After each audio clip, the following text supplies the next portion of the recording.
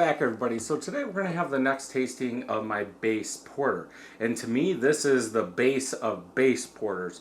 So this is using Crystal 40 and Pale Chocolate Malt. Bottled on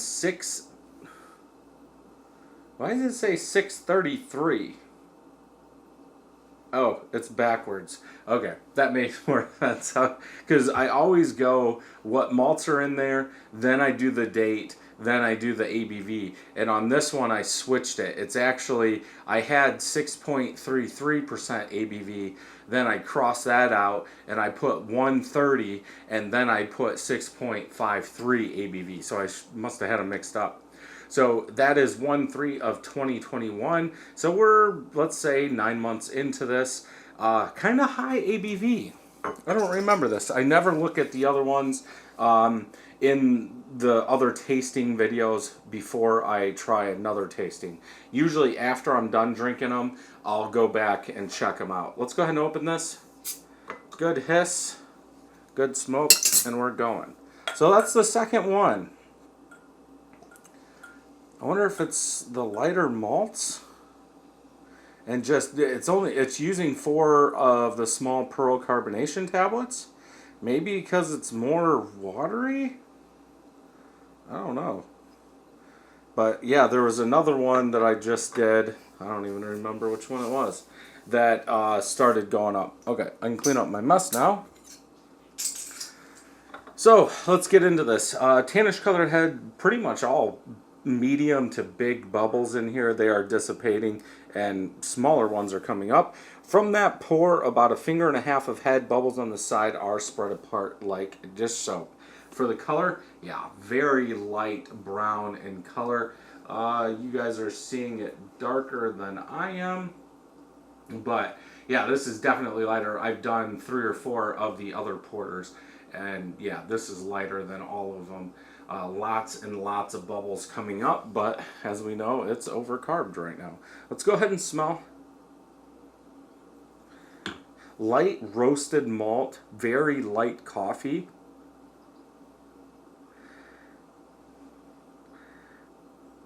And that's about it. That roasted malt comes out.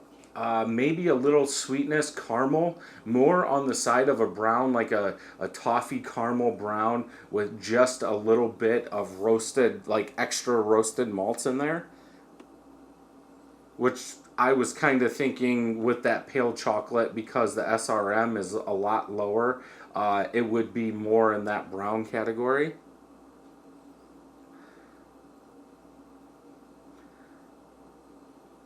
Yeah.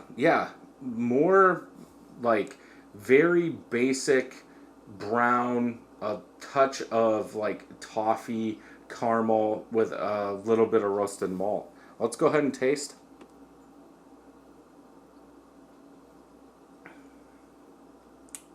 More brown.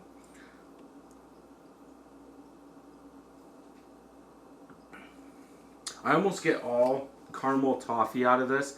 Very light, watered down. Like for this to be a brown, I would say that the body is too light.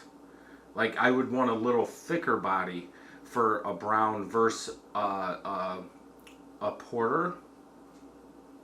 But right at the end of the palate, you do get a little bit of roastiness. Roasted malt. You could say very, very light roasted coffee, but I would just go with roasted.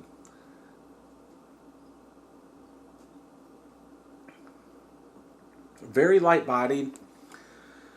It definitely doesn't drink like a 6.5% beer.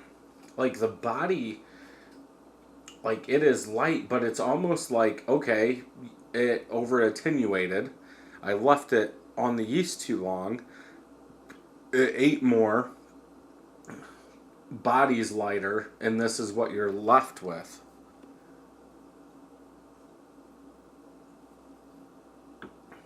It's almost, and I've never done this, it's almost like I took a pot of water, I took